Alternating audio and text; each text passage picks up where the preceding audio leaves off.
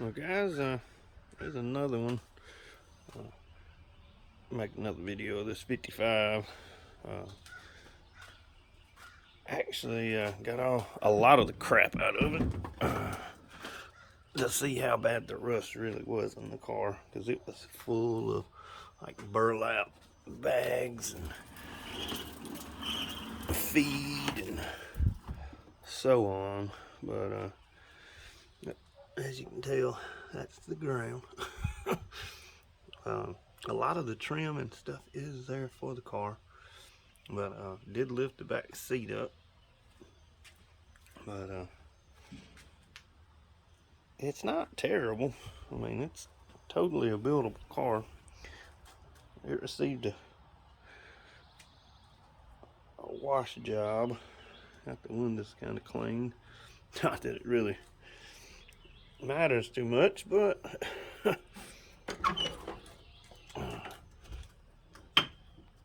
yeah, that is a frame rail. The frame is actually in good shape. It's just more or less the floor pans are shot. With more or less being said, like more.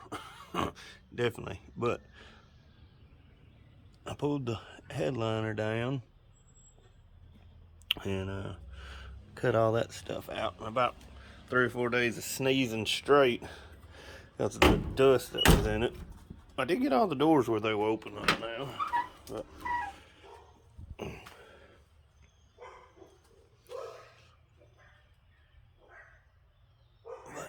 like I said in the last video, everything's pretty much there, other than seems to be missing a clock. But seems to be missing a lot of stuff. But in the dash and the clock, in the shifter, somebody had put a straight shift in the floor at one time. It was originally a Powerglide car, and I did find in cleaning out the car the original shifter for it, as far as on the column goes. Need some PB Blaster in their life, some WD-40. I have kind of made my mind up what I'm going to do is the 454 and a 400 transmission. I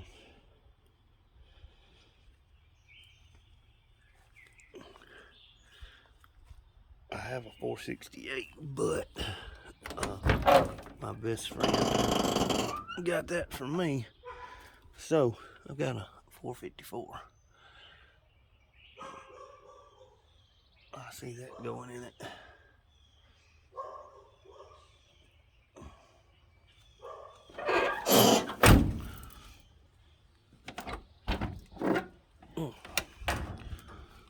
Oh yeah, all that beautiful rust.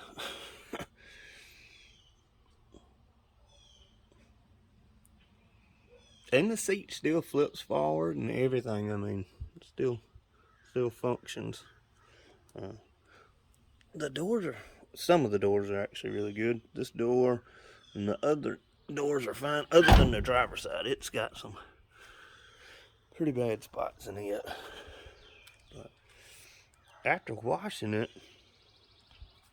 I've kind of decided I kind of want to keep it with that patina look to it. Just and I want it that, you know, matte color instead of the like a shiny gloss or whatever. I actually like that matte finish, but I want to put something on it to protect, you know, it from rusting anymore. By no means will I ever restore this car to like a show car quality anything. It'll have a set of wheels and, you know, disc brakes and a good running motor and transmission, but never gonna do anything really with the body. Now the inside floorboards will be replaced. This back glass that's shattered, it will be replaced. The windows that are bad, it will be replaced. But and interior. I see that being done, but as far as the outside, I'm not going to spend any time with it, just because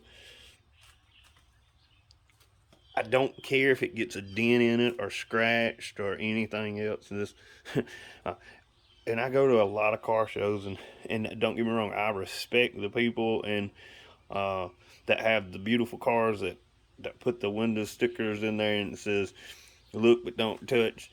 You know, this is going to be one of those cars like you can look, touch, get in. I don't give a crap. Your dogs, your cat, anything can, kids jump all in it. I don't care. They're going to probably get, tetanus, but I had to get a tetanus shot. But just one of those things.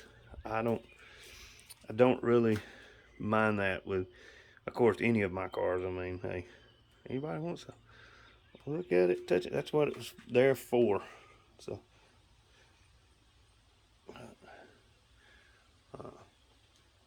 as you can tell, this thing's it was a workhorse at some time in its life.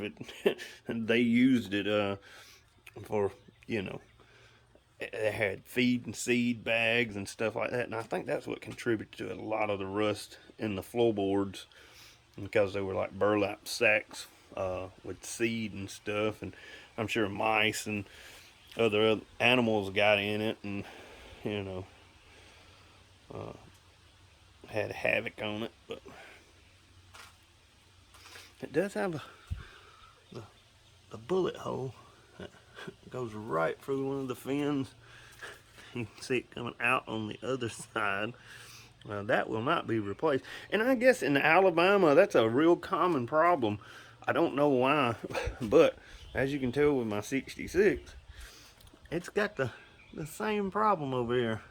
I don't know why people shoot at old cars, but I guess kids, you know,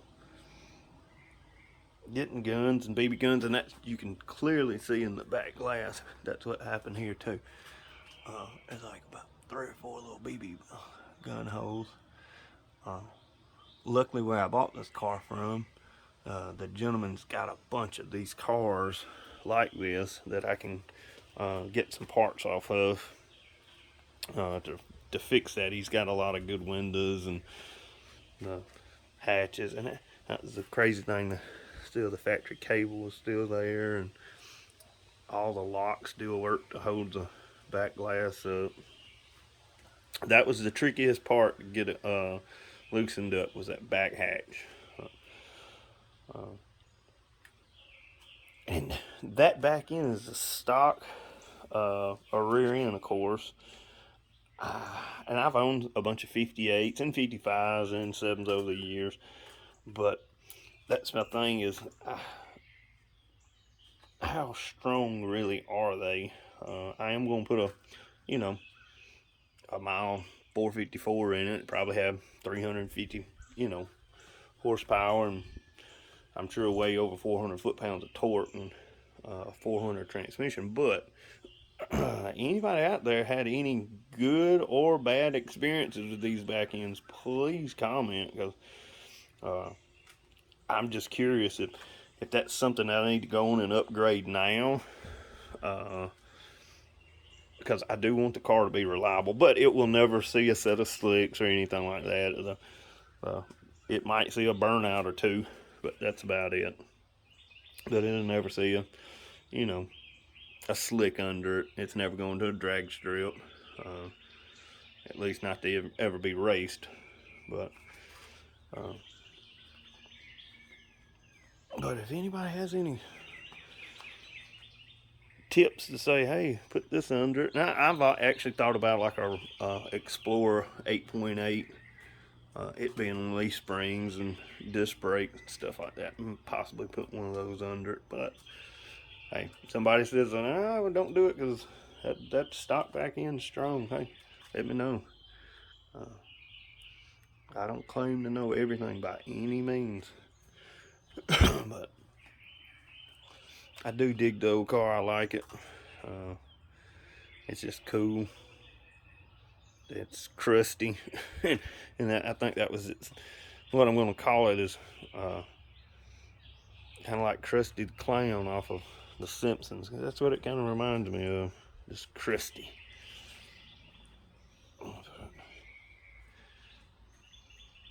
Y'all let me know what you think about it, and give some input on that back end for real. I mean, I'm going to do the disc brake conversion on the front, and I think with the the 454, it's going to lower it down a good bit anyhow.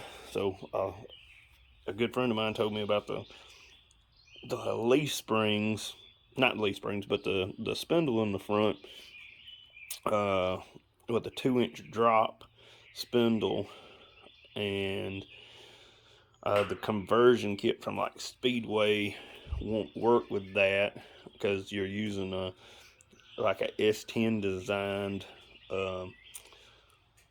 spindle instead of the stock spindle. But hey, give some input on that too, because I was going to do it's got power brakes from the factory, but of course I'm taking all that out and putting a modern vacuum system in it, and I need to put power steering because it is going to be a heavier car now with a big block in it. But anybody got any input on it, please comment, let me know.